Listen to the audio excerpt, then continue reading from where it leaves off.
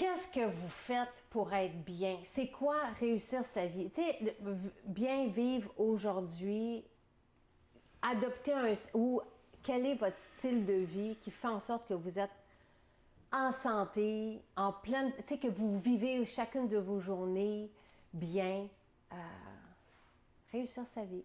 C'est quoi votre style de vie pour réussir votre vie? C'est profond comme question, ça, là. Oui, Parce qu'il y mais... a beaucoup des étages.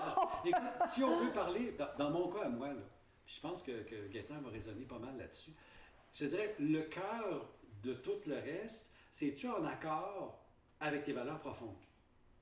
OK? Avant même de parler des actions, puis je vais vous parler d'un événement de ma vie, une des raisons pour laquelle j'ai vendu ma pharmacie il y a plus que 20 ans. Je travaillais comme un fou, comme tous les propriétaires, et j'avais l'avantage d'avoir le dimanche à moi, mais j'ai un petit bonhomme de 4 ans à cette époque-là, qui vient frapper à la porte du bureau à la maison, parce que là, je suis en train de pondre des documents, parce que je suis aussi le consultant que j'ai commencé à faire. Puis là, je pogne les nerfs. Puis là, je me suis regardé à la liste. Oh, garçon, là, t'as pas fait un enfant qui t'appelle mon oncle, te demande les clés du char? Fait, OK, attends une minute, là. Puis là, ça a causé toute une réflexion de dire, ouf, une minute, là. J'ai fait un garçon, là, avec ma blonde, là, puis il y a une raison, là. Puis c'est plus important ça que d'autres choses. Rajoute là-dessus la notion de dissonance cognitive, beau grand mot scientifique qui dit je fais quelque chose avec lesquels mes valeurs profondes, ça ne marche pas. Exemple, je vends certains médicaments où je regarde la personne, si tu faisais telle affaire, ce serait tellement plus facile, tu pourrais régler ton problème, mais je ne peux pas vraiment, je ne suis pas dans une situation pour agir là-dessus. Fait que ça, je fais des choses qui ne sont pas en valeur profonde, j'ai un conflit parce que ma valeur profonde, c'est ma famille, puis tout ça a mené à la vente de ma pharmacie. Alors, le premier fondement, là, dans ma vie de tous les jours, est-ce que mes actions, mes réflexions, mon apprentissage, peu importe, est-ce que ça vibre avec moi au profond ou je suis en train de plaire à quelqu'un d'autre ou me conformer à quelque chose qui ne m'importe pas ou qui est même en opposition? Quand tu règles ce conflit-là, là, tu es pas mal plus sur ton X, là. Et c'est tout un move, comme on dit en bon français, Absolument. parce que tu as quand même étudié pour être pharmacien. Je suis toujours pharmacien, je vais toujours Oui, le dire. je comprends. Mais j'ai vendu mon commerce Ben, c'est parce que ça. je me sentais pas bien dedans. Gaétan. C'est effectivement, c'est se reconnecter ou garder la connexion avec nos valeurs profondes. Je te dirais que le grand maître dans tout ça, là, le grand chef d'orchestre, c'est encore ce que j'appelle la vie. À quelque part, je parle dans mon livre Question de vie et de mort, le phénomène de la synchronicité. Oui. Oh, que j'aime ça, ça! J'aime ça. Il n'y en a pas de hasard dans la vie, tu sais. Toi, tu parlais de ton expérience avec le petit bonhomme, tu sais. Et moi, je peux dire que du grand urgentologue de Maisonneuve qui faisait de l'urgentologue, de l'urgence à tous les jours des Pâques, que ce soit Noël, le jour de l'an, et à un moment donné, qui se ramasse avec ton épouse qui a une sciatique de laquelle elle se fait opérer, dans laquelle ça fonctionne à moitié, toujours en douleur. Et là, à un moment donné, elle fait toute la traditionnelle physiothérapie à l'époque, tous les médicaments aussi. Évidemment, j'ai référé aux spécialistes, là. Mais à un moment donné, en même là, ça dit là, Gaétan, elle dit ça marche pas. Elle dit j'ai toujours des problèmes. Elle dit moi, me semble que l'acupuncture, ça pourrait m'aider. Là, je ne connais pas d'acupuncteur. Ben, elle dit va faire tes cours. C'est aussi simple que ça. Et là, j'ai Faut lui dire merci finalement. Oui, c'est vrai. Et là, j'ai commencé à faire mes formations à l'acupuncture et c'était effectivement ma première patiente. J'avais rien à perdre avec elle. Elle disait hey, moi, j'ai tout essayé, là, go, puis je suis prête à dire un peu les résultats. Et à partir de là, parce qu'elle a eu mal au dos, l'acupuncture, ça a été une de mes techniques vraiment favorites au départ. Ben, je peux dire qu'à l'époque où je travaillais dans la clinique, les médecins qui étaient là me refoulaient leurs patients, Les patients, poubelles, qui ne savaient plus quoi faire avec. Et moi, malgré que je faisais de l'acupuncture, ben, on faisait des bons traitements ensemble. Donc, on soulageait ces gens-là aussi. Mais là, il a fallu que ça allait plus loin parce qu'à un moment donné, Carole, elle me dit mais c'est ça, là, il manque encore quelque chose. Carole étant sa femme. Ouais. Fait, c'était l'initiatrice.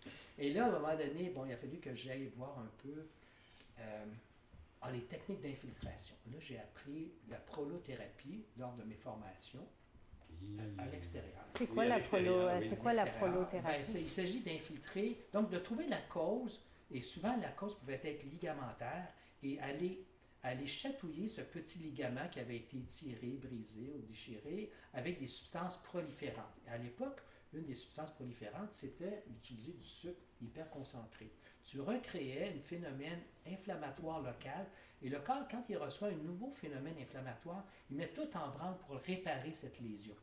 Et donc, on recréait un peu artificiellement cette lésion très ponctuelle où le ligament pouvait se renforcer. Et effectivement, on avait fait des études à l'époque sur le lapin, ça a été balayé, mais ça a été vraiment, c'était positif, où la masse ligamentaire augmentait d'environ 25%. Wow! Et la durabilité aussi du ligament était vraiment plus forte. Donc ça a été répété. Et j'ai eu des confrères qui en ont fait leur spécialité, ils ne faisaient que ça. Évidemment, il fallait qu'ils pratiquent à l'extérieur, parce qu'au Québec, ce n'était pas reconnu. Étant donné que j'en avais plus de 40 000 injections, à un moment donné, le collège a dit, bon, OK, c'est permis, vous pouvez continuer, mais vous êtes le seul médecin à pouvoir le faire. Mais qu'il ne vous arrive pas un malheur, parce que ça ne sera pas drôle. Vraiment? Mais c'est Mais- bon juste de mettre en perspective, Mais sans c'est- cracher sur personne, c'est comment ça, que les au choses moins, fonctionnent. C'est ça. Oh. Donc, les choses ont fonctionné. Et encore là, il a fallu que j'aille plus loin à un moment donné, parce que là, j'attirais de plus en plus une clientèle de douleurs chroniques, de maux de dos, de maux de cou, etc., de maux d'épaule. Et là, je veux dire quoi? Et des fois, c'était pas suffisant, juste ça. Donc là, j'ai graduellement senti que l'ostéopathie était une technique. Et pour moi, ça a été un peu comme facile, parce que quand j'ai mis mes mains, je sentais que quelque chose n'allait pas. Donc, je pouvais sentir ce qu'on appelle le rythme crânio-sacré de l'individu. Tout à fait. Je ne savais pas que ça existait, mais j'ai senti ça. Je me dit, oh, peut-être, il faut que j'aille voir c'est quoi cette affaire-là. Et donc, j'ai pu mettre ça aussi dans mon arsenal thérapeutique. Et très tôt aussi, bon, tu parlais d'un petit enfant, Simon de 2 ans à peu près, 1 an et demi, 2 ans, commence des otites à répétition. À répétition. Et pauvre enfant, là, il commence avec des antibiotiques. Et là, évidemment, c'est pas moi qui le traite, là, c'est les spécialistes à l'époque. Et les antibiotiques ne marchent pas, on essaie 2-3 sortes, ça ne marche pas. Donc, on décide de le mettre sous des sulfats pendant 6 mois. Mais j'ai dit, il va avoir les dents brunes, pauvre jeune, là, ça n'a pas d'allure, là, 6 mois. Après 2 mois, je le vois commencer à tout cerner. Puis je dis, non, c'est pas. Je dis au pédiatre si on peut continuer avec ça. C'est quoi les su? Le sulfate, c'est une sorte d'antibiotique. Bon, moi, je suis contente qu'on le dise parce que j'ai eu un épisode, moi, un épisode, avec mon fils a eu une surdose d'antibiotiques et ses dents sont sorties brunes. Et je l'ai lu par la suite dans un livre. Et on s'en veut comme parents parce qu'on se dit, qu'est-ce qu'on a fait? Mais les parents, vous n'êtes pas responsables dans ce cas-là. T'as-tu fait ça parce que tu voulais lui donner des dents brunes? Non. Non, C'était mais pour on ne le aider. sait pas. Non, mais justement, Donc, t'es puis pas le responsable. problème, c'est que, OK, là, je vais être un peu sarcastique. Un effet secondaire, là, c'est une statistique sur une page jusqu'à temps que tu le pognes. Ça reste sa page. Parce que on est tous formés à l'école pour minimiser les effets secondaires parce qu'on sait que si on maximise la perception des effets secondaires, les patients ne prendront pas les médicaments.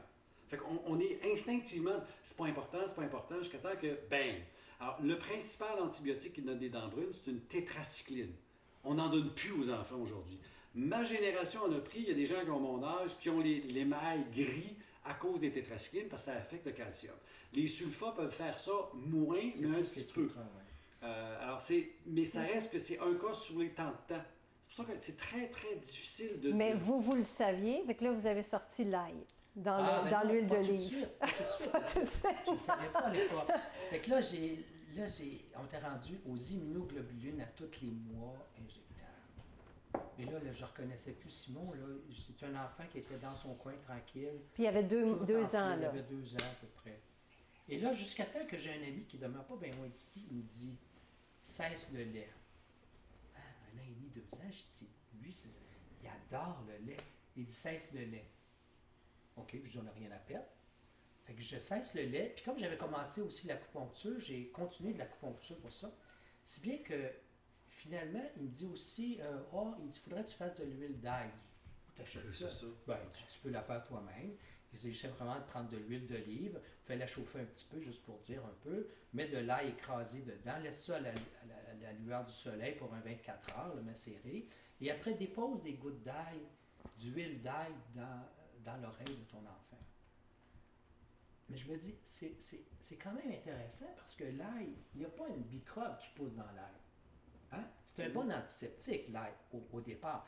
Je me dis, ah tiens, si la goutte d'ail, ça va coller sur le tympan, même s'il y a une otite de l'autre côté du tympan, peut-être que la bactérie ou le virus, finalement, va faire en sorte qu'il n'aimera pas ça pousser là non plus. Il n'aimera pas l'odeur, je sais pas. Mais si bien que ça a vraiment marché au bout de 3 semaines. Avec fini. le lait, avec l'arrêt de... Oui, j'ai arrêté le lait, les gouttes d'ail, et j'ai fait un peu d'acupuncture. Là, tant et si bien, encore là, bizarrement, là c'était plein de mamans qui arrivaient avec leurs petits, avec des otites. Fait que j'ai prescrit de ça, là, à tout. De l'huile d'olive avec de l'ail. De l'huile d'olive, puis cesser le lait pour votre enfant pour une couple de semaines. Moi, j'ai fait ça pour ma dernière. On se ramasse chez le pédiatre, elle a un petit rhume, puis à l'otoscope, les tympans sont un peu rouges. L'enfant se plaint de rien, elle a juste un petit rhume. Prescription d'antibiotiques. Je fais ta minute, là. Là, je suis quand même pharmacien, il dit, ben je ne donnerai pas. Puis là, elle me sort un espèce de gros discours émotionnel. Vous savez que c'est des enfants qui ont peu de symptômes, qui font des mastoïdites. Le mastoïde, c'est l'os derrière l'oreille, là, ou par là. Et c'est vrai, ce qu'une otite peut dégénérer là. J'en ai jamais vu à date. Merci. Il n'y en a jamais eu au Québec. Fait que j'ai pas eu la prescription. Ça existe. Ça existe, oui. Enfin, j'en ai mis au Québec, c'est pas vrai, j'ai déjà eu un patient comme ça. Mais le patient était plus vieux que moi, d'une époque, tranquille, et il venait d'un milieu, peu importe. Alors, ça existe. À cette époque-là, qu'est-ce qu'on faisait? On cassait littéralement l'os pour drainer. C'est un autre monde. Toujours est-il que ça existe, sauf qu'il y a un mot qu'on appelle la prévalence, c'est-à-dire fréquence dans la société. J'ai pas eu la prestance de poser la question, c'est quoi la prévalence au Québec? Il n'y en a pas eu depuis 40 ans. Alors, à un moment donné, il faut débarquer du discours émotionnel, puis j'ai fait la même affaire que lui. Discours de j'ai peur. fait, attends une minute, là. Tu sais, ma petite fille, c'est une petite fille adoptée, c'est pas les mêmes gènes, puis elle n'a donc pas la même réaction que moi. On va juste arrêter les produits laitiers, puis le rhume s'est résorbé. Le tampon, j'ai jamais donné l'antibiotique, elle n'avait pas besoin. Il n'y avait pas de fièvre, il n'y avait pas d'autres symptômes. Et tu sais, dans tout ça, Simon a vu même des tympanoplasties aussi. Hein? On a passé toute la kit. Mais dans tout ça... Les tubes. Les ça? tubes, oui, ça. les tubes aussi. Et dans tout ça, ce qui finalement est comme « wow », on réalise aujourd'hui, scientifiquement, que la majorité des otites ne sont pas bactériennes. Non. Elles sont virales. Et donc, les antibiotiques n'agissent pas. 80 à 90% des otites ne sont pas bactériennes. C'est vrai pour les sinusites, c'est vrai pour les Mais bronchites. là, tu te dis, aïe, Les infections respiratoires, là, oui, il y a des infections bactériennes, mais la grande majorité, puis je vais être méchant 2 minutes, c'est pas moi qui le dis, c'est l'Institut national d'excellence en santé et services sociaux, l'INES, dans ses protocoles, c'est écrit là. Fait qu'on devrait faire autre chose que donner un antibiotique. Mais qu'est-ce qui se passe? On le donne parce que c'est rapide. Mais bon, que veux-tu? Puis on soulage souvent la peur, à la fois la peur peut-être du médecin qui dit peut-être ça va se compliquer en mastoïdite. Puis le parent dit ben là, je ne suis pas pour rien donner à mon enfant. Quand Et même, ça fait là. mal. Les enfants qui ont des otites, c'est j'en ai eu bien. adultes des otites, j'en ai eu en tympanosynthèse, des tubes, j'ai tout eu, mon enfant. J'ai vraiment tout eu. C'est un cas. Jean-Yves, il aime tout avoir pour après ça mieux comprendre. C'est pas fou, ça. Parce que, comme professionnel, comme être très, très dynamique, comme moi, toute la faiblesse, j'ai bien de la misère. Il a fallu poigner une dépression pour comprendre. Là, j'ai comme compris. Ah, t'as le droit d'être fragile en arrière. Ben oui. Fait que la sensibilité à l'autre, là, ça se développe. Mais ta question, c'est qu'est-ce qu'on fait? Ah oui, ben là je comprends que la première chose que vous faites, c'est que vous vous écoutez. Et là, moi, je ne m'attendais pas à ça de la part d'un pharmacien et d'un médecin. Merci, ouais. Ben, il faut être vrai par rapport à soi, dans n'importe quoi, là. Si t'es pas bien dans ce que tu fais, tu vas être mal, puis éventuellement, tu vas être malade. Donc, une espèce d'alignement entre le mental, les émotions et le corps physique. Cohérence, oui. Cohérence. Au départ, c'est sûr qu'il y a un environnement sain qui est important. Oui, c'est ça. Pour tout le monde. Parce que, attends, là, les gens vont dire, oui, mais c'est beau, là, c'est Ouais. ça. Mais c'est quoi votre environnement sain? Bon, bien, c'est prendre de l'air le plus souvent possible. Quand c'est possible aussi d'aller à la campagne. C'est important d'avoir des arbres. Pour moi, en tout cas, vivre dans une tour au centre-ville, je ne serais pas capable. Je ne serais pas capable de vivre dans le ciment. J'ai besoin de me grounder, j'ai besoin de sentir la nature, j'ai besoin du soleil. Fait que ça, c'est déjà mon environnement, puis c'est aussi moins pollué. Donc, cet environnement-là que je parlais, aéré, si on veut, est important pour moi. Aérer dans la maison aussi? Et oui, aéré aussi dans la maison, c'est ça. Et à l'extérieur, c'est-à-dire à l'intérieur de soi, c'est bien manger aussi. Je pense que, tout à l'heure, tu parlais de méthylation. Moi, au niveau génétique, j'ai des problèmes de méthylation. Et donc, si je ne fais pas attention, certaines toxines qu'on appelle certains acides aminés vont être comme en surproduction et créer peut-être d'autres maladies, comme des maladies de cœur, par exemple, ou peut-être même Alzheimer, etc. Tu sais, parce qu'il y en a beaucoup dans la famille. Mais encore là, la génétique est là, mais peut-être qu'elle ne se manifestera pas si mon environnement intérieur, je m'en occupe pour que ça fonctionne mieux. Bien, Jean-Yves a une résonance à ça, parce que Jean-Yves, lui aussi, c'est quoi déjà, toi, qu'il y a dans ta famille? Bon, moi, ma mère est morte d'Alzheimer. Puis après, toute sa famille aussi. Alors, tu sais, c'est pas de l'Alzheimer, c'est du cancer du cerveau. Fait que ça reste... Je ne mettais pas le mot angoisse, mais c'est une préoccupation. Ouais. Mais avec le travail que je fais, qui ressemble beaucoup à ce que Gaëtan fait, j'ai développé des outils que j'applique pour que ce spectre-là ne soit pas une angoisse, mais soit, OK, c'est une réalité, je vais travailler pour que ça n'arrive pas. Donc, l'environnement intérieur, donc avoir un terrain... d'abord. Alimentation. Alimentation, exercice. Et je te dirais stress, comme tu as dit. Stress, là, pour moi, c'est probablement ce dont on souffre tous. C'est la maladie silencieuse. Oui, c'est la maladie silencieuse. Puis, je pense pas qu'il y a vraiment des gens qui peuvent dire hey, « moi, le stress ne m'atteint pas ». À quelque part, il y a une certaine performance aujourd'hui qu'on demande dans notre société constamment. Qui commence à l'école. Et très jeune. Très, très jeune. Et même, après ça, tu as le stress de mourir aussi. De toute façon, fait que tu là, le fil est en bas, puis il s'en va jusqu'à la fin de ta vie. Donc, ce stress-là est excessivement important de pouvoir le gérer. Et tu parlais de méditation, je te dirais oui, pour moi, la méditation ou de réflexion, s'intérioriser, prendre un temps pour soi, respirer consciemment. Tout ça, à mon avis, c'est excessivement important parce qu'il y a des périodes où je n'aurai pas le choix, je vais traverser du stress. J'en ai traversé beaucoup, j'ai eu comme 2-3 déménagements à l'espace de même pas 2 ans. C'était excessivement stressant. Il y a des fois, tu te dis, pourquoi que cette chose-là arrive en même temps? Pour donner un exemple que tout le monde vit, la COVID. Ah oui, mais c'est ça. Puis là, vous tantôt, vous disiez, votre livre, toutes les deux, vous avez sorti votre livre en COVID, le dernier. Pendant la pandémie, oui. Et pendant la pandémie. Donc, vous êtes... Donc, le projet a été retardé jusque-là. C'est dans le cas d'une question de vie et de mort. Puis, bon stress, bad stress. Aussi, c'est sorti au début, alors qu'on ne savait pas qu'est-ce qui allait se passer. Mais là, vous dites tantôt, vous commenciez sur « on va vivre encore plus de stress ». Oui. Pourquoi? Premièrement, c'est que on pensait encore là d'avoir le vaccin miraculeux à 96 %. Oui. On s'aperçoit qu'on a de plus en plus des mutants, ce qui est la première fois que ça arrive. Et donc, il y a de plus en plus d'isolement. En passant, le taux de suicide, là, on ne le dit pas, mais il a doublé au Canada. Il a doublé. Dans la dernière année? Oui, mais depuis 2 ans. Okay. Depuis 2 ans. Ça a doublé. C'est un effet secondaire important, ça. Là. Les dommages collatéraux, la détresse psychologique. Juste un exemple. Okay? Le télétravail, c'est génial. Tu gères ton horaire, tu es en robe de chambre, correct. Mais minute, tu as des zooms à faire. Savez-vous comment, en termes énergétiques, c'est difficile de parler à un écran? T'sais, moi, mes consultations sont toutes par Zoom en ce moment. Je suis toutes en ligne, OK?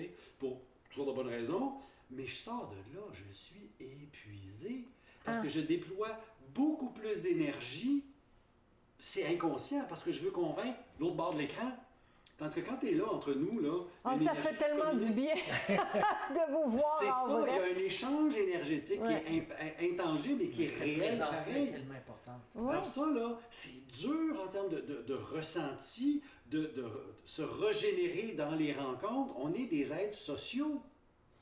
T'sais? Les antidépresseurs et les relaxants, genre Ativan, Valium, ont doublé aussi. Oh là là. C'est incroyable. C'est incroyable. C'est vraiment fou, là. Il va falloir qu'on prenne un recul par rapport à ça et qu'on se dise, qu'est-ce qui est le plus dangereux, là? On n'est pas là encore, là, puis nos décideurs ont un gros travail d'introspection. On va dire, qu'est-ce qui est le plus dangereux de notre société? Parce qu'en ce moment, là, on vit les contre-coups. Et les jeunes, les ados, les ados. Scolaires, mais les ados, la détresse que les ados... Moi, ça m'est raconté par mes enfants. Les consommations, ça a été amplifié aussi. Ça a été... Absolument. La et- consommation d'alcool qui a augmenté, je l'ai vu chez moi. d'alcool, puis tu sais, De tout. oui, C'est tout. et mais qui sont des substances qui Compenser. sont devenues légales, mais qui peuvent être, tu sais, complètement... Absolument. Donc, le stress, c'est vraiment... Il faut OK, d'abord... mais comment adresser le stress? Parce que vous parlez, là, puis moi, je suis bien, là, écoute, ça peut pas aller mieux que d'être avec vous deux, puis je sens que je respire pas, tu sais, parce que je suis de même, je suis contente, puis là, je me dis, ben voyons Tu donc, mets et le on doigt parle de stress, sur puis... la première marche. Le premier truc, en être conscient. Parce que si tu le subis sans en être conscient, là, tu subis, puis tu réagis pas correctement. Tu viens de parler de respiration. L'être humain vit d'oxygène. Hein, le prana dans les médecines orientales, c'est l'oxygène. Ah, tu peux-tu respirer un peu puis être juste conscient? C'est là que ça part en bas. Et là, juste la respiration. On va aller plus loin que ça. Est-ce que ton corps est assez nourri pour que tu aies assez de neurotransmetteurs et que tu réagisses comme il faut? Ta résistance au stress est fonction de ta nutrition. Est-ce que tu manges des bonnes affaires ou tu manges juste des glucides, des aliments raffinés? Alors, à un moment donné, tu vas surréagir au stress parce que tu es en état d'hypoglycémie. Alors, il y a plein de liens comme ça ça commence par ton assiette. Qu'est-ce qu'il y a dans votre assiette? Que de bonnes choses. Et de temps en temps, d'autres choses moins bonnes. Oui, OK, mais c'est correct. commençons par ça. Il peut y avoir d'autres affaires que... Mais oui, Bon, OK. mais oui, Écoute. parce que, encore là, tu sais, si tu mentalises qu'est-ce que tu dois manger, eh bien, tu risques de manquer le bateau au niveau santé.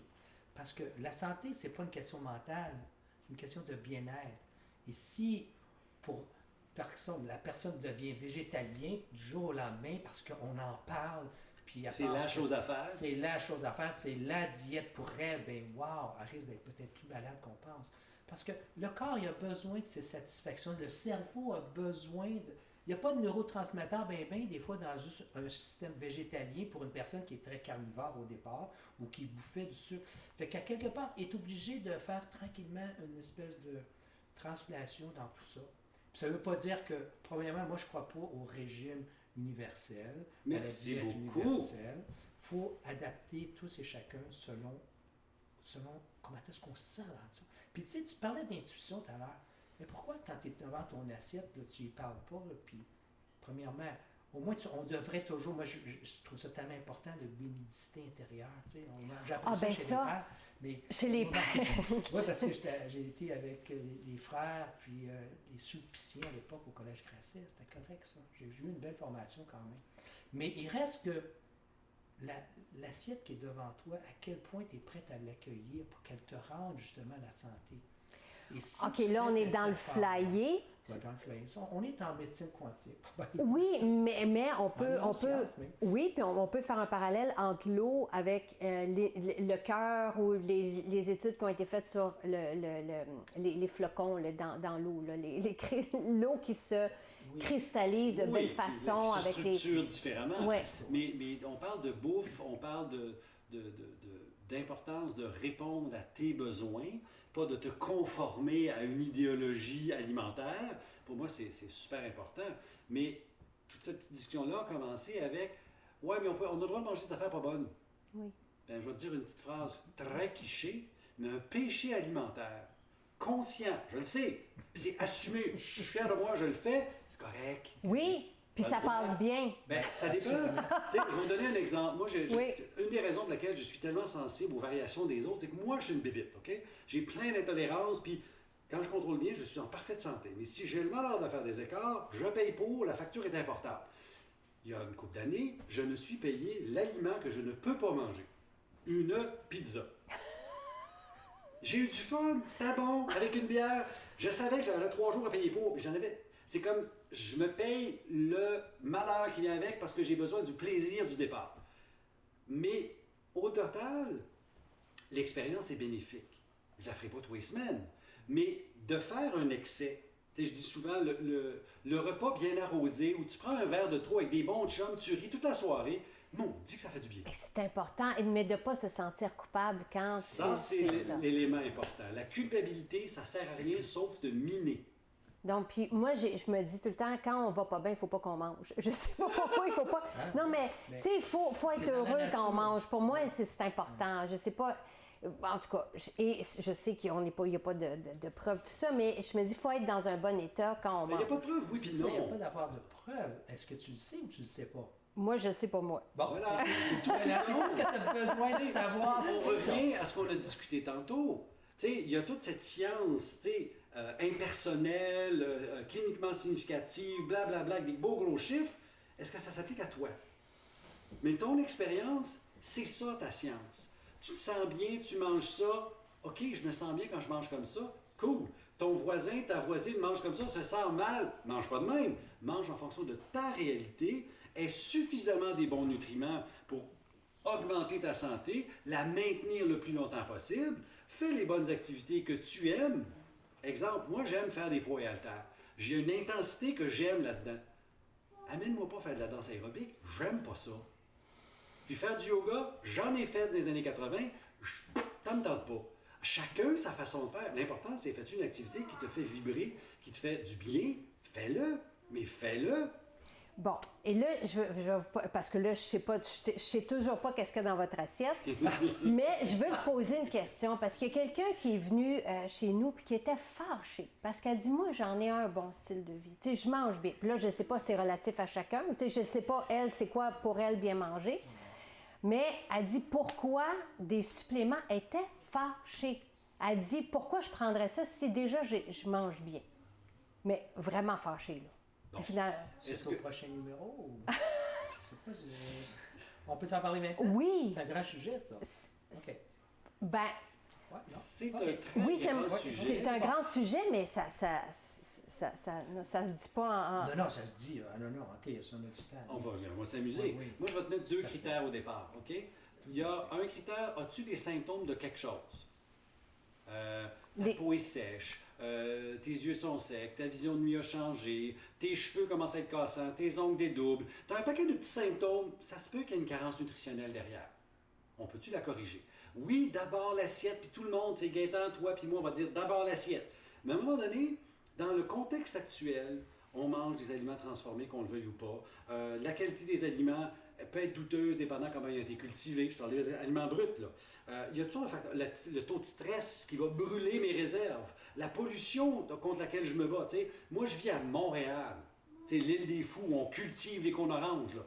Il y a du stress qui est là, il y a de la pollution qui est là, donc mon corps a besoin de combattre ça. C'était pas vrai il y a 350 ans, là. Il y avait d'autres affaires, on mourait plus jeune. Mais ça, c'est une réalité. Donc, la notion des suppléments, c'est une béquille, c'est un coffre à outils pour toutes sortes de trucs que je peux choisir d'utiliser parce qu'ils existent. Alors, j'ai une réalité, j'ai des symptômes, j'ai le droit d'utiliser des suppléments. Est-ce que je suis obligé? C'est comme bien manger. Là. Personne ne va t'obliger à bien manger. Et il y a l'autre chose où je peux prendre des trucs en prévention. Alors, j'ai des symptômes? Non, j'ai pas de symptômes, mais peut-être que... On veut se donner des... OK. Alors, on va y revenir parce que j'ai envie juste qu'on adresse ça avec vous aussi, de savoir qu'est-ce qu'on peut... Donc, est-ce que c'est important pour vous les suppléments? Est-ce qu'on peut bien vivre? Puis juste terminer aussi sur cette porte-là de l'autre étape. Fait qu'on va revenir là-dessus. Donc, j'aimerais ça vous entendre sur les suppléments aussi. C'est quoi votre vision La première information que Jean-Yves vient de nous donner, je pense qu'elle est fondamentale. Ce qu'on mange aujourd'hui, c'est pas ce qu'on mangeait il y a 50 ans. C'est définitivement. Absolument. Donc, tu as beau dire, hey, je prends des épinards pour mon fer, mais la qualité d'épinards, c'était produit que la même quantité de fer dans une balle d'épinards comme ça.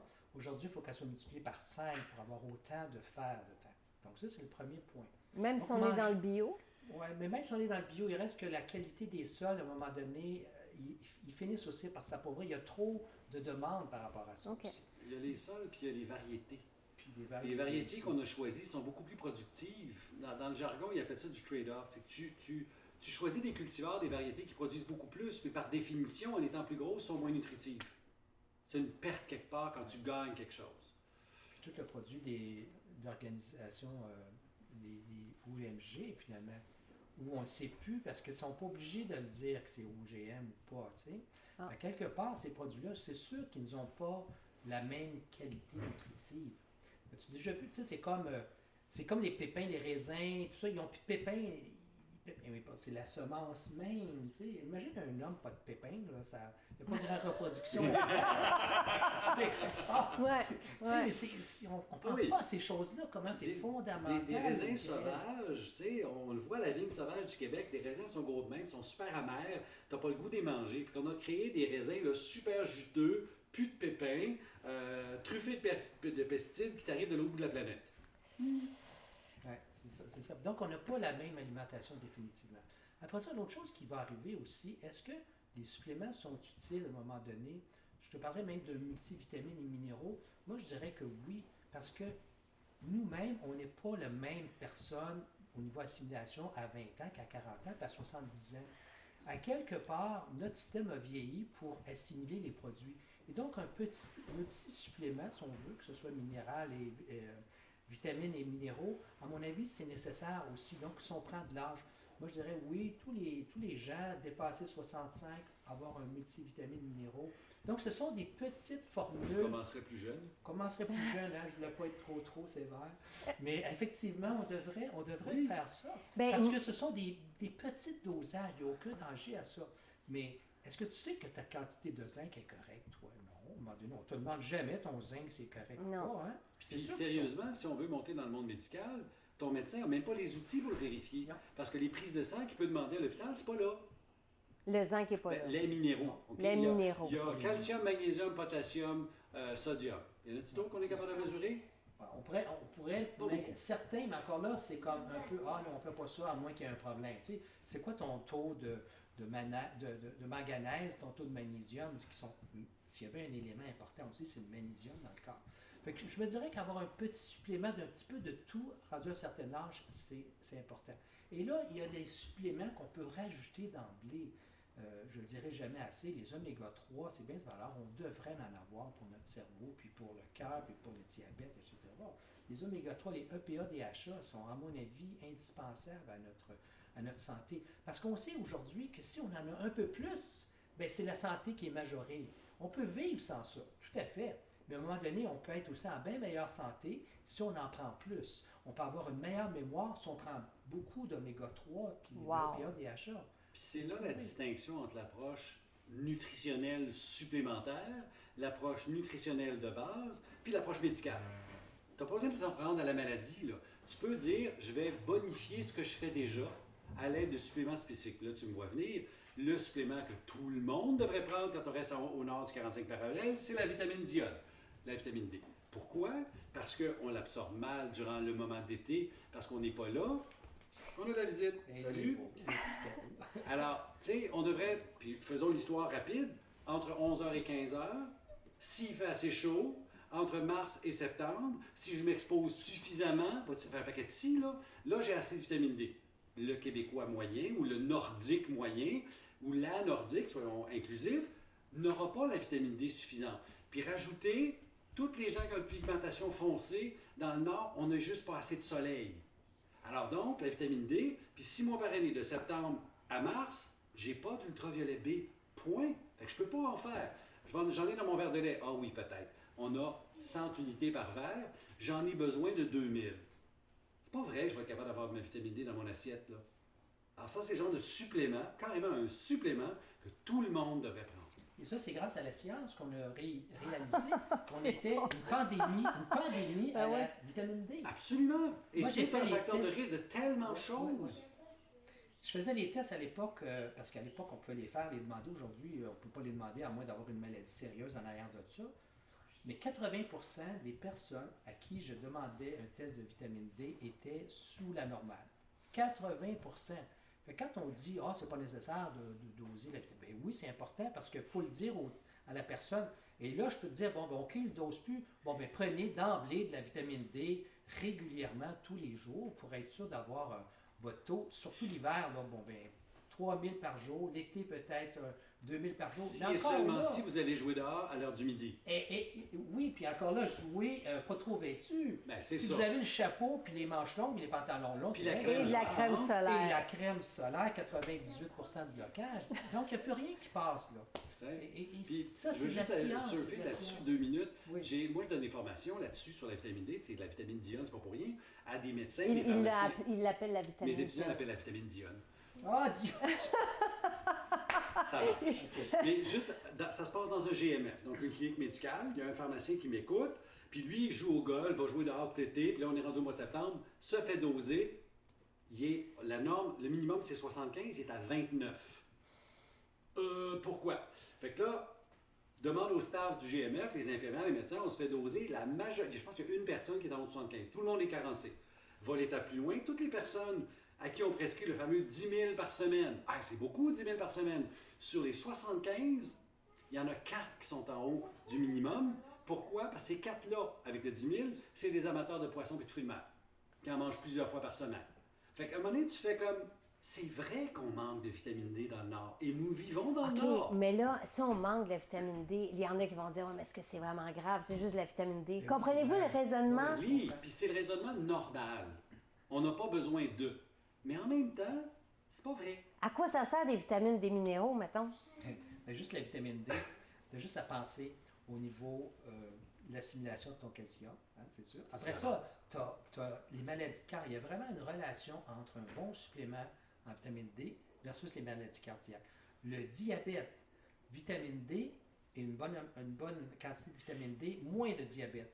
Les allergies, les problèmes de peau chez l'enfant, aussi, vitamine D, tu augmentes aussi tes chances d'avoir moins de réactions allergiques. C'est immense. Le système immunitaire niveau semble, avec si tu as Alzheimer une carence de vitamine D, tu as plus de problèmes immunitaires parce que ton système immunitaire est moins compétent. Exemple, dans le cas de la COVID, un des grands facteurs de risque qui amène les gens à l'hôpital, c'est un taux trop bas de vitamine D. Curieux, hein? OK, Les donc... seules vitamines vont interréagir probablement à des milliers de places en même temps dans l'organisme. Là, à date, on a énuméré à peut-être 7-8 maladies en rapport avec ça. Mais je peux te dire que ça joue énormément Prévention du plein, cancer. on va aller jusqu'au cancer éventuellement, oui. Mais là, vous avez des vitamines, des minéraux, vous en prenez, vous en avez assez. OK? Vous êtes... votre je sais pas comment dire ça. Votre taux, comment? Oui, le taux normal, oui. OK, il est bon. Il est bon. Est-ce que de continuer d'en prendre, c'est important? Puis est-ce qu'on peut, comme tantôt vous avez parlé des oméga 3, que si on en prenait plus, qu'on avait une meilleure santé, est-ce que de continuer de prendre des suppléments à partir du moment où on a un beau style de vie puis on est déjà correct, est-ce que ça peut être bénéfique sur le long terme? Est-ce qu'on peut se donner, est-ce qu'on peut bien vivre longtemps, plus longtemps? Réponse, oui. Ah, wow! C'est pas Les compliqué. maladies vont arriver tardivement. Si elles arrivent, Si elles arrivent tardivement par rapport à une population qui n'en prend pas. Et en plus, elles ont des chances de ne pas arriver. C'est-à-dire qu'à un moment donné, on peut-tu mourir tranquille sans toujours être passé 10 ans là, sur un lit, à un moment donné, en attendant que la mort arrive? C'est épouvantable ce qui se passe dans nos personnes âgées. Tu sais, on parlait tout à l'heure de l'importance de la vitamine D, mais s'il y a bien des gens qui sont en pandémie, c'est les gens qui vivent dans les Centre de personnes CHSLD. âgées, oui. Ces gens-là ne sortent plus, ils n'ont pas de vitamine D. Ils avaient coupé encore récemment, là, depuis 2 ans, la vitamine D. Ça prend des suppléments pour aider ces gens-là à tous les niveaux. À tous les C'est niveaux. un autre exemple, la vitamine B12. OK? C'est une vitamine essentiellement animale. Fait que si tu es vegan, ça prends prend un la... supplément. ouais. Je vais aller plus loin que ça. Tu as plus que 50 ans, ton estomac est fort probablement moins acide, tu as moins de capacité de l'absorber. Tu prends un médicament pour l'estomac, En plus, tu prends un antiacide. un antiacide, tu Bien n'absorbes plus ta vitamine B12. Tu prends un médicament pour le diabète, la metformine, tu réduis ton absorption de B12. Puis le problème, c'est que tu tombes dans des doses juste un petit peu carencées, pas zéro. À zéro, tu fais de l'anémie, tu te lèves plus de ta chaise, tu es fatigué, l'anémie mégaloblastique. OK, là, tu es juste en dessous. Fait que ça paraît pas, ça. Les dommages vont prendre 10, 20 ans. Mais là, les dommages sont neurologiques. Oh boy! Et c'est là que c'est pas réversible. On peut-tu prendre la béquille juste au cas, parce qu'il n'y a pas de toxicité avec la B12? Point. Tu avais parlé aussi à un moment donné de la silice qui était comme oubliée. Bon, la silice est un des nutriments oubliés qui est essentiel pour la cohésion des tissus, cartilage, cheveux, peau, tissus conjonctifs. La science est assez claire, c'est un nutriment essentiel, mais on ne s'entend pas sur la dose. OK. Fait que, Si on veut...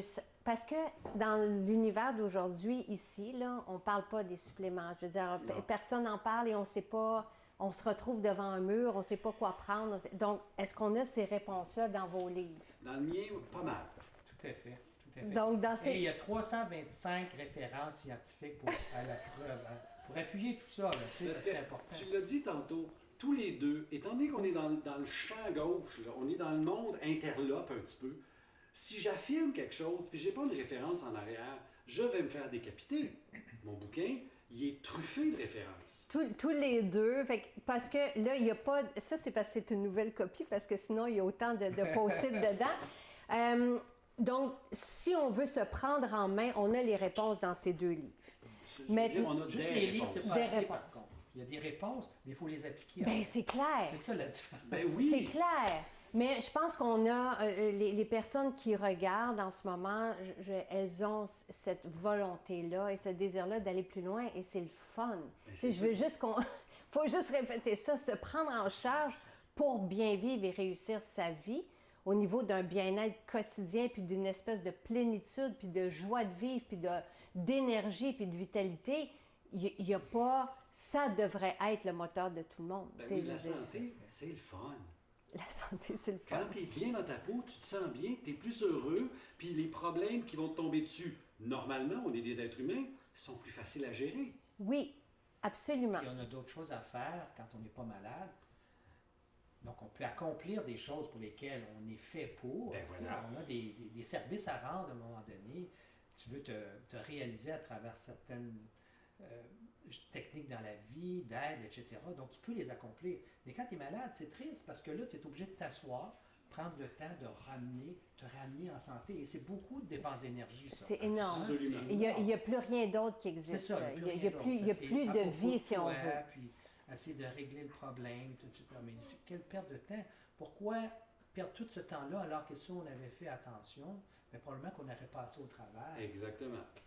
Là, j'aimerais beaucoup qu'on termine en parlant de ce livre-là, puis peut-être qu'on pourrait faire une émission quand tu l'auras lu aussi. C'est une question de vie et de mort. C'est votre dernier, le 3e livre. Moi, j'ai adoré le lire parce qu'il y a beaucoup de... On parle justement de l'impact de la pensée, l'impact du mental sur l'importance de bien vivre maintenant. Pour moi, c'est vraiment un livre sur bien vivre maintenant, mais dans l'acceptation de ce qui arrive. Et c'est là où je ne suis pas rendue là pantoute. Je ne suis pas rendue dans la mort, c'est juste une autre étape. J'ai hâte de comprendre comment on arrive à cette acceptation-là, parce qu'aujourd'hui, surtout avec la peur la peur de tomber malade, la peur de... on n'a pas cette place-là dans notre culture aussi, qu'on pourrait avoir dans d'autres cultures. On a évacué la mort dans notre discours. Ben oui. Parce qu'il n'y a pas très très longtemps, la mort faisait partie de la vie, c'était omniprésent, on n'avait pas de contrôle dessus. Puis arrive la médecine qui a des succès retentissants, on a évacué toute cette affaire-là. Mais c'est une réalité de la vie pareille. La mort, c'est comme la naissance, ça fait partie de la vie. Est-ce que toi, tu crois en la réincarnation? Sais-tu, c'est une question que je me pose. Je pense que oui, mais je ne le sais pas. Je crois à d'autres choses, je crois à une autre réalité. Pour moi, autant c'est dramatique, autant je me dis, hey, il y a d'autres choses à faire au bord, puis j'ai hâte de le faire. C'est con, c'est un peu caricatural ce que je viens de dire, mais il y a une autre dimension avec laquelle je suis en résonance. Je viens de quelque part, je m'en vais quelque part, puis je suis de passage ici. Pour moi, c'est bien clair. Comment on arrive... En se posant des questions. C'est ça. Il faut qu'à un moment donné, tu sais, on vit une certaine matérialité, on essaie d'adhérer une certaine aisance, que ce soit dans le travail, dans la famille, etc. Il arrive un jour où tu te dis, mais c'est-tu juste ça la vie? Y a-t-il quelque chose de plus grand que ça? Et à quelque part, oui, il y a quelque chose qui va te pousser à l'intérieur de toi quand tu vas avoir accompli ce que tu pensais devoir accomplir, qu'à dire, wow, ok, je m'en vais où? Qu'est-ce que je fais ici? Puis c'est quoi ma prochaine étape? Est-ce que je vais mourir? Est-ce que tout ce que j'ai été va simplement se dissoudre comme ça? Pour moi, c'est clair que la conscience est immortelle. Le corps va mourir. Mais ce qu'on appelle la conscience, c'est-à-dire toi, là, en tant qu'individu, en tant que conscience individuelle, tu vas continuer à vivre. Pour moi, c'est clair pour moi. Et je me suis toujours posé cette question-là quand je voyais même des fois des enfants chez qui la réanimation cardio-respiratoire avait failli à l'hôpital, à l'urgence, je me posais la question déjà, c'est quoi qui arrive là-dessus? Mais tu regardes, on parlait de l'Orient au début, on peut terminer un peu avec ça. Pour eux, c'est même pas une question qui se pose, c'est une réalité, que ce soit des bouddhistes, des hindouistes. Et autant la gravité pour nous, tu sais, est-ce que tu crois à la gravité? Ben écoute, je sais pas, lance une roche, puis elle te retombe d'en face. Tu dis, ah ben c'est ça la gravité, ok. Mais c'est pas parce qu'on ne l'a pas démontré chez un Indien d'Amazonie, la gravité, que ça n'existe pas pour lui. À quelque part, la gravité est là. Pour moi, je me dis, bon, la réincarnation, pour moi, elle est là. Qu'on y croit ou pas, c'est pas tellement important. Mais c'est peut-être tout ce qui est autour de ça, puis d'où on vient, puis d'où on s'en va, qui, à mon avis, va être important. Parce que c'est vraiment à propos de nous, là. Que l'incarnation, la réincarnation arrive ou pas, c'est pas tellement important. L'important, c'est peut-être de poser des questions d'où tu viens puis où tu vas. Et là, à quelque part, il y a des choses qui vont commencer à t'éclairer un peu plus, des questions que tu vas pouvoir commencer à répondre graduellement. Parce que faut tout changer nos croyances. Hein? C'est vraiment à propos de ça. Là. Ici, en Amérique du Nord, là, c'est pas évident de parler de réincarnation. Non. C'est pas évident. Même parler de mort, oublie la réincarnation. Ouais, même mort. Parce que, tu sais, toutes les religions entretiennent la notion qu'il y a quelque chose d'autre bord. Mais toutes les religions, ou tous les gens qui sont membres d'une religion, peu importe laquelle, on est tous dans un état de désarroi total quand on perd un proche. Alors, si le message était passé que, tu sais, les chrétiens disent « Ah, il est au ciel, puis c'est le bonheur », bien, si on l'avait intégré, cette notion-là, on serait un peu plus comme les Noirs d'Amérique du sud des États-Unis qui font un party quand les gens meurent. Tu sais, ils sont aussi affectés, ils perdent un être cher, mais ils ont cette notion de transcendance autre. Peut-être qu'on doit la cultiver en dedans. Cette transcendance, puis cette perte, finalement, de cette difficulté, quand tu pars pour l'autre bord, au fond, on devrait, tu sais, tu pars, à moins que ce soit un enfant, c'est moins intéressant de partir jeune, mais quand on voit le nombre de personnes âgées, donc 90 ans, et quand ils partent, la famille est encore en désarroi, mais oui, mais tu dois te partir, tu dois de le laisser, ce corps-là, qui depuis 5 ans, 10 ans, est en train de faire des tourments incroyables. Fait qu'on devrait se réjouir à un moment donné, partir d'un certain temps, dire OK, ben, c'est sûr qu'il y a une peine humaine qui est normale parce qu'il y a un attachement. Faut pas c'est les ton nier, père, celle-là, ta mère, là, etc. Mais à un moment donné, moi, ma mère, quand elle est morte, j'étais comme.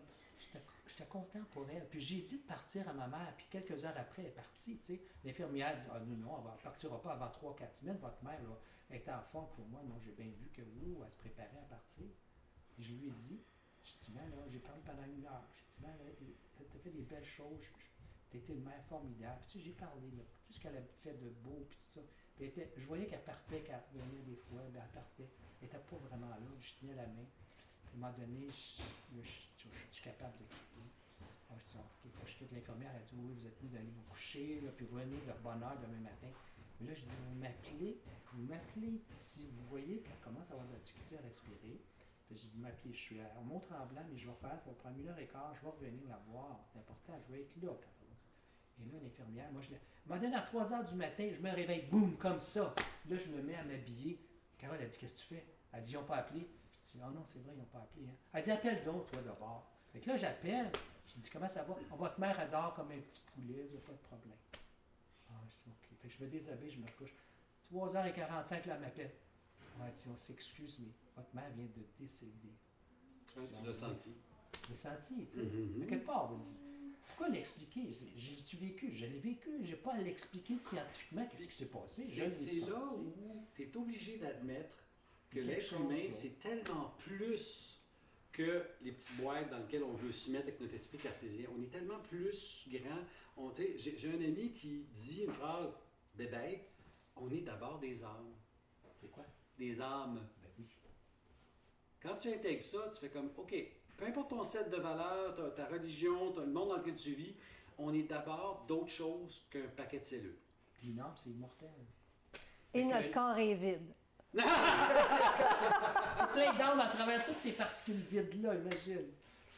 Moi, ce que je retiens à votre contact, et vous êtes tellement inspirant, et merci tellement, c'est qu'on peut bien vivre maintenant, se prendre en main, pas attendre la pilule. D'un, il y a des réponses, des pistes, certainement, dans vos 2 livres. Et après ça, on peut se donner une qualité de vie pour les années à venir aussi. Parce que moi, ça ne me tente pas d'être malade sur un lit. J'ai envie de vivre ma vie pleinement jusqu'au bout. Et ici, on a tout le côté, tu sais, immatériel pour bien vivre. Ben, vivre magiquement, moi, je trouve. Dans ce livre, pour moi, c'est ça. Et j'aime fonctionner comme ça. Donc, l'instinct, la pensée, tout ce qui est autour de nous. Qui arrive par hasard, quelque part. T'sais. Exactement. Il n'y a pas de hasard que tu aies un livre comme ça, puis tu as un livre comme ça. Les gens, ils pensent, c'est parce que j'ai acheté ça. Il n'y a pas de hasard. Il y a toute une interconnexion invisible. C'est ces fils-là, finalement, qu'on ne voit pas, mais qui nous relient tous. Bien vivre et, tu sais, vous avez parlé toutes les deux tantôt quand je vous ai demandé c'était quoi votre secret pour réussir votre vie. Vous avez parlé de vous écouter, tout ça. Et peut-être de se replonger. Et si on est seul, tu sais, de profiter du temps qu'on a pour aller regarder si on est à la bonne place, puis commencer à se poser ces questions-là pour, tu sais, aller jusqu'au bout. Moi, j'ai un être que j'aime beaucoup, qui est dans un proche, qui sait qu'il va partir bientôt. Je ne l'ai jamais vu et il souffre pas en ce moment. Mais je le vois tellement resplendissant. Puis il a dit au personnel hospitalier autour de lui, il a dit « Essayez pas de me garder. » Et j'ai dit « C'est normal que je parte. » Et je me dis « Wow! » Je sais que c'est possible d'arriver à ça. La sérénité. Oui, puis je vis bien, j'ai bien vécu et je suis rendue là. C'est pas pour rien, hein? Réflexion d'un médecin pour apprivoiser sereinement le grand départ. Mais c'est pour ça que je t'ai dit, Parce quand que j'ai lu le sous-titre, j'ai dit « Oh, j'aime ça. » Parce qu'apprivoiser le grand départ, c'est aussi apprivoiser toute ta vie maintenant. Bien, c'est ça. C'est vraiment maintenant. Tu n'es pas obligé d'attendre d'être sur le bord du lit. Non, c'est de bien vivre maintenant. Parce que oui, ta vie change complètement le jour où tu dis « Hey, je ne disparaîtrai pas. » Comment dire? C'est réconfortant de savoir ça. C'est non seulement réconfortant, mais ça va en opposition totale avec la formation qu'on a reçue. Parce que fondamentalement, médecins, pharmaciens et autres professionnels, on se bat contre la mort. Puis c'est l'échec ultime. Ouais. Puis là, je vais vous raconter une petite anecdote. Ah ouais. Un de mes oncles, qui s'appelle Louis Dionne, oncologue, médecin de formation, Québec, Hôtel-Dieu, c'est le fondateur de la maison Michel Sarrazin. Et il s'est battu pendant 15 ans pour avoir le droit d'avoir une maison où les cancéreux, qui sont en phase terminale, il n'y a rien à faire, laissez-les mourir en paix. 15 ans de combat pour faire le flagship à Montréal, à Québec plutôt, de cette maison. Mais c'est de ça dont on parle. Ça me fait penser, il y a 45 ans, donc je commence à l'urgence à Maisonneuve. Et là, il m'arrive un monsieur d'à peu près 85 ans. Puis là, je vois qu'il n'y en a pas pour longtemps à vivre. Puis je regarde le dossier, il y a cancer, etc. Fait que là, la famille, il y avait une sœur, une de ses sœurs qui était là, puis un de ses fils qui était là. Je dis, votre père, il ne passera pas l'après-midi. Je dis, ce que je peux faire, je peux vous trouver une petite chambre ici à côté à l'urgence. Je lui dis, si vous êtes d'accord, d'après moi, c'est juste quelques heures. Je ne commencerai pas à picoter pour mettre des solutés, puis écoute le kit, si vous êtes d'accord. On se remonte 45 ans en arrière. Wow. Et là, je trouve effectivement la petite chambre, c'est là. La famille s'en vient voir, puis effectivement, 3 heures après, il était décédé, puis j'ai été les voir, puis on a parlé. Puis tout le monde était comme correct, serein. Puis le monsieur, il est parti sans douleur, malgré qu'il savait son cancer. Et là, je reçois un comeback après. Puis j'étais quand même président d'évaluation des actes médicaux à l'hôpital à l'époque. Comme quoi, vous n'aviez pas fait votre devoir, docteur, de protéger la vie. Oui, bien c'est ça. C'était comme ça. C'est l'échec ultime à l'époque. À ce moment-là, je me disais, non, la personne, quand elle est prête à partir, laissons-la partir, dignement, mais laissons-la partir. Voilà. Dignement. Ouais. C'est ça. Vivre dignement et partir dignement. Et en fait, faire honneur à la vie maintenant. Jusqu'au bout. Et se donner des dizaines d'années de bien-être. Et oui, la mort fait partie de la vie. Merci. Vous êtes extraordinaire.